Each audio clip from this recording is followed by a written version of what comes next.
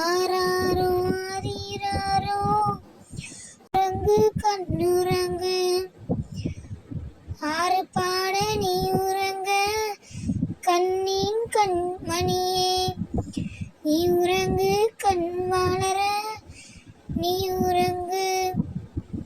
மாமன் அடித்தானோ மல்லிகைப்பூ சென்றாலே அத்தை அடித்தால் அரசம் பூவிலாலே யார் அடித்தானோ நீ அழுதாய் யார் அடித்து நீ அழுதாய் என் கண்ணே தூதுவளையே அழுதவடியும் முன்னே ஆரீரோ கண்ணே உறங்கு.